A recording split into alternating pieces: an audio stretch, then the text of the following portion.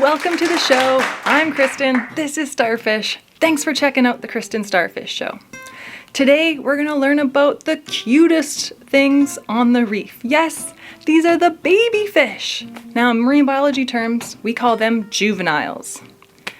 What's cool about juveniles is when they grow up to adults, they can look completely different. So let's go meet the babies and the mummies of these fish.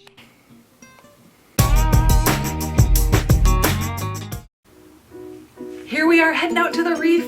Now it's time to get in the water, put our regulators in. Let's take a dive. That's how we breathe underwater. Here we've got our babies, the Harlequin Sweetlips. These are the cutest fish on the reef. How many white spots do they have? Let's count together. 1, 2, 3, 4, 5, 6. I see one more, 7. 7 spots. Now Harlequin Sweetlips are known for their beautiful striking patterns that are often bright orange with lines and spots. They can grow up to 2 feet in length. That's huge. Now you know what? They're actually carnivorous. They like to eat a variety of small fish, crustaceans, and other little invertebrates.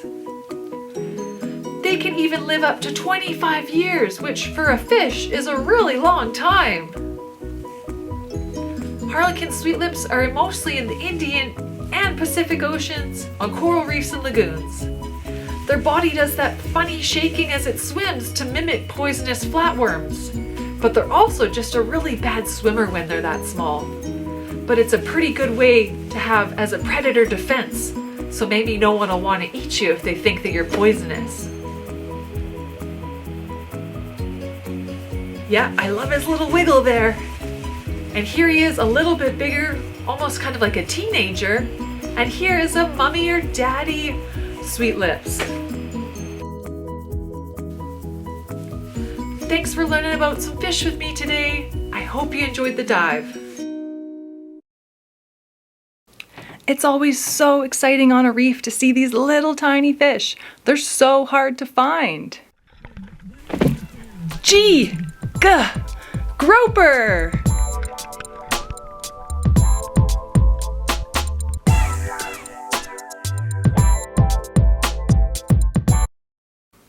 You know, Starfish, sometimes if you're a tiny fish, you do have to go hide from the big predators, or you might get hurt.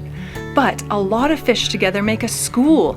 And if you're a school of fish, you can actually make yourself look big enough to scare off those big, angry predators.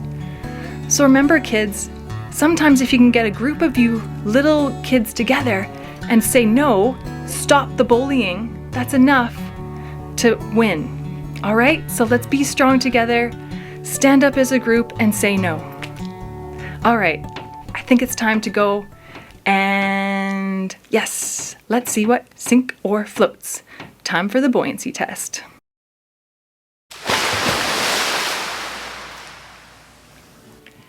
Okay, time for another episode of the buoyancy test. Yep, that's right. We're gonna see if things sink or float. Okay, I've got 2 of my favorite characters today.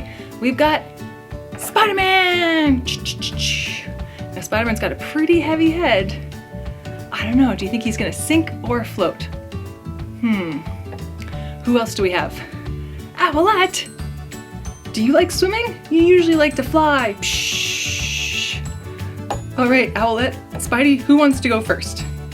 Me! Okay, Owlette. Ready? Time to take a dive. Pshh. Oh, Owlette sinks. She's not a very good swimmer either. Okay, what do you think, Spider-Man? You're pretty heavy. Let's go. Sink or float. Pshh. Whoa, big splash. Also a sinker. Well, today, both Owlette and Spider-Man sink. Thanks for learning with us today on the Kristen Starfish Show. I hope you had fun. I hope you learned something. Remember, you can email me anytime at drkristenstarfish@gmail.com, and I'll do my best to get back to you as soon as I can. Remember, in a world of scary sharks, let's all be starfish. Thank you for letting me into your home. I'll see you soon.